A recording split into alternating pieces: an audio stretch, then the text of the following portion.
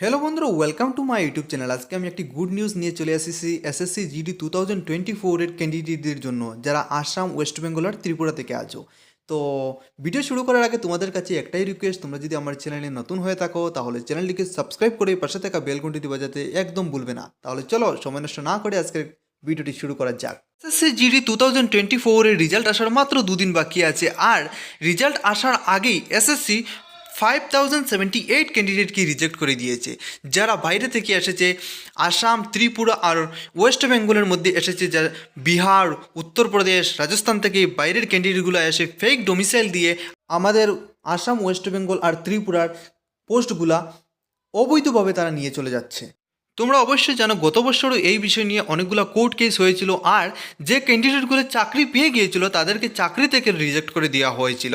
আর এই বছর এসএসসি কী করেছে, চাকরি পাওয়ার আগেই এগুলোকে ভেরিফাই করে, ভালো করে ভেরিফাই করে সবগুলো ক্যান্ডিডেটগুলোকে যারা বাইরে থেকে এসেছে তাদেরকে রিজেক্ট করে দিয়েছে। তো এটা হলো আমাদের জন্য অনেক বেশি গুড নিউজ, কারণ এইসব ক্যান্ডিডেটের জন্য আমাদের এই 3 রাজ্যের কাট অফগুলো অনেক হাই হয়ে যায়, আর এই বছর আমাদের কাট অফগুলো অনেক কম যাবে। আর তোমরা যারা রেজাল্টের জন্য অপেক্ষা করছো, তা আর বেশি দেরি নয়। আর রেজাল্ট আজকে যদি নাও আসে, 7 তারিখের মধ্যে রেজাল্ট তো চলেই আসবে। তো আর অপেক্ষা মাত্র দুদিন বাকি আছে, দুদিনের মধ্যে রেজাল্ট চলে আসবে। আর ভগবানের কাছে প্রার্থনা করি যাতে সবার সিলেকশনটা হয়ে যায় এই বছর।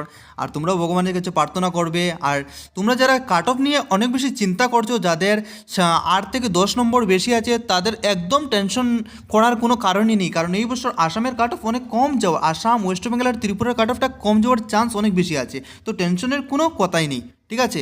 তো টেনশন একদম করবে না। যাদের 6 থেকে 7 নম্বর আছে বেশি, তাদেরও চান্স আছে এই বছর চাকরি পাওয়ার।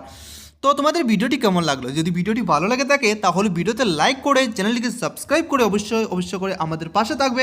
আজকের ভিডিওটি এই পর্যন্ত। তো তাড়াতাড়ি আর একটা নতুন ভিডিও নিয়ে, আর তোমাদের যদি কিছু জানার থাকে তাহলে এই ভিডিওতে কমেন্ট করে জানাবে, আমি তোমাদের রিপ্লাইগুলো কমেন্টের মধ্যে দিয়ে দেবো।